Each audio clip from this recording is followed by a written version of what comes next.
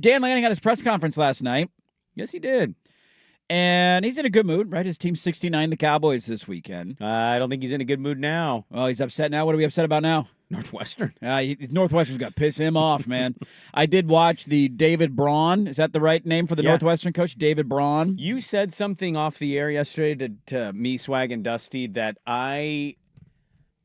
you couldn't have been more right about something, and I'm shocked a coach. Braun did it a little bit, which you're going to highlight. Yes. I'm shocked a coach hasn't done it to the level in which you say. You have to, if you're playing Oregon, one, you know Dan Lanning's a psychopath. You say nothing controversial, nothing that will rattle their, I want no red meat out there because he will use every bit of it to motivate his team, and they are brainwashed by him, which is a very good thing for a coach to do to his team. You got to go the opposite. It's got to be all rat poison. This is the best team in the country. Nobody more talented than them. Nobody more deeper than, you got to give them all of nothing but compliments that way to try and get that out in there. And then, hey, we're the best team. That's your only hope if you're Northwestern. David Braun had his presser yesterday, and he essentially did that without saying they're the best team in the country. He went on for minutes the coaching staff, how hungry they look when they play. And there's a fake graphic going around for people. He did not. No, he did not say it's like basically saying, without the money, Nike, who are they? That is absolutely fake. He was of the most complimentary of Dan Lanning. One thing that did get announced yesterday, by the way, quickly at the David Braun presser, Cam Porter, who is their starting running back, has been for the last 2 years. He is out for the rest of the year. Oh, that's devastating. That was going to change everything for me. Breaking news. You like the Ducks now? Did they go from 29-point favorites to 30-point favorites? You like the Ducks this weekend? Okay. What's his war, that running back? Northwestern blows. We got him, boys. All right, enough of that. That's I deserve that one. I swear on my mom, if Jeff Russ comes into our studio, that'll be in the injury report early on Saturday morning. Cam Porter's out. If he comes in one time during the show and it's like, so where you want to go over behind enemy lines? I'm gonna tell him, take yourself to Mars, shoot yourself to the moon. Nobody cares. They're going to win by 40 if they want. This stood out again to me in week 2, and I thought this was a nice little line from Lanning last night. So they have their Monday night presser. There's not a lot to preview for Northwestern. Northwestern might be the worst team in the Big Ten this year. Buddy, they scored 3 against Tulane. Hey, you calm down. They bounced back this weekend. Northwestern State? They bounced back with a nice win. Looking formidable. Yeah. Never take your opponent lightly. Okay. They played Western Illinois. Thank you. Joke's on you. There was a West in there somewhere. That was 22-0 at the half. I guess. Ran away 42-7. I'm not playing David Braun audio. What could possibly he say that I want to hear from David Braun. What's the David Braun Lanning's thing, a great man? coach, man. All right, let's get to the damn clip. Here is Dan Lanning last night talking about, you guessed it, their strength in numbers. But it's important every game, right? I think we had 81 different players playing this last game. I don't remember what I said after the game, but we just, after going back and evaluating, 81 players playing this game. I think we had 31 players have a tackle. I think 19 different players touched the ball, right? I don't know. I mean, there was a lot of people that can contribute, and I've said it from the beginning of the season that strength in numbers is going to be a great quality for us. And at some point, one of those 19 guys that touch the ball might not be available. So those other 18 are going to have great experience and be ready for it. And it doesn't allow you to hone in on one person to stop us offensively.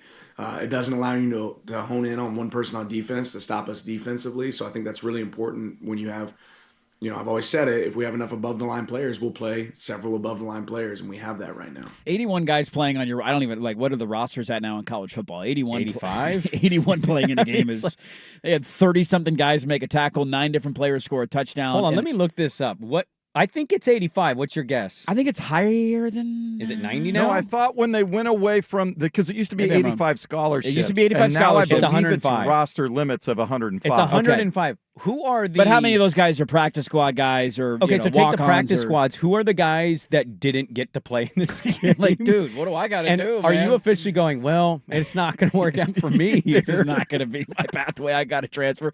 He did have a funny line about finally punting, and he said we had to punt at some point because I was worried all our punters were going to enter the portal if we never punted. So we wanted to get one of them in the game. The strength of numbers has been pretty remarkable, and I think his line there about Like, this is a reality of football. You have to have depth to survive the longevity of a college football season now. Like, if you want to win a title, how many games are you playing? If you're playing a conference title game, that's 13. 17 plus potentially 3 or 4 playoff games. I guess you're a long ways off. And so this was the one thing that they didn't get to do early in the season last year because of the way the Idaho game and the Boise game went. They were close and uncomfortable, and you couldn't get all these depth pieces in necessarily. And so now to get 81 guys in, so many different guys touching it and catching it and making tackles and plays, right? It'll pay dividends for them long term. And I've been blown away by the volume of guys who have gotten in the game. Now here's where I'm going with it because I'm stuck between a rock and a hard place here. Like, I understand people care about the game, but like everybody knows they're going to win this game by whatever amount they want to win it by, right? If they want a 69-3 Northwestern or 75-0 Northwestern, they can and they will. But that's a tough road environment, man. There's going to be 17,000 there. Isn't Chicago a massive, underrated Duck city? Like, I think there's a lot of Duck fans in Chicago. I think there's going to be a lot of green and yellow. Yeah, a ton of green and yellow, secondary market, all that stuff. This is where I don't think that they're going to overlook it. Now, the time zone difference in it being a big nooner kickoff. 9 a.m. kick time. If it was a great team, it's something that is always worth conversation. This is such a bad team. And the fact that it is the big nooner, it's the first game on Fox, Joel Klatt's on the call.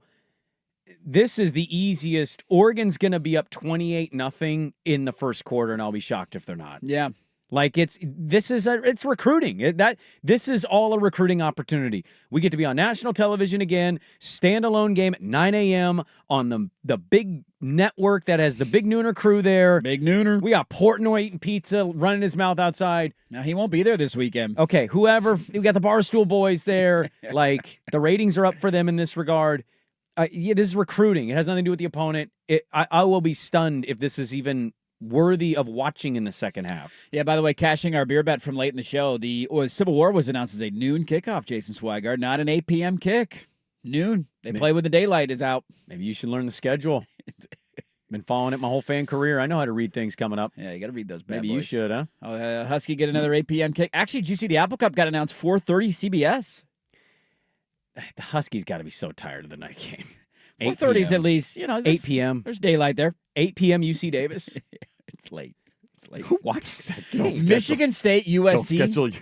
Yeah, that's the one. That got announced as an 8 p.m. kick on Fox. Yeah, that kind of is, surprised me. For Michigan State fans at home, that is an 11 p.m. kick for them. How would you react if your team kicked off and you were excited to watch? Because I know you're not in a great mood right now with your program, but we'll get to them in a moment. It's okay. I love college football. But you're like, hey, my team's playing up at 11 p.m. kickoff for your team. I'm watching Sunday. You will watch the next morning? Dude, we do this job. I'm up at 3:30 every day. I'm not staying up till 2 a.m. Game's at 3 a.m. And also, what's that score going to be? Because I wasn't overly impressed with Michigan State, but also USC, a little bit of a dogfight with Georgia Southern there for a minute. Yeah, It's a late one. What I'm asking you, Dub fans, sincerely. Yeah. Why are you staying up for that game? You knew they were going to win that game that way. It's UC Davis. You learn zero from that game. There's nothing you're coming in and saying, you know what, actually in that game? It's like, no, you already knew that. Talk about weird timings, too. I believe the Huskies have a bye this week. I hate the early bye. Like, why is there a bye in week 3? Yeah, Like what 2 week is games. the best week to you? I mean, college teams get 2 of them now. Yeah, I know. So, yeah, I mean, I would say week 4 and week 9. When's Oregon's first one? Is it after Penn State? It's the week after Penn State. They get a bye. And then they have one the first week in November. So their byes are perfectly separated, I would say. You got 4 cupcakes, big game, bye, stretch of games, bye, and then your closing stretch against, tougher teams. Yeah.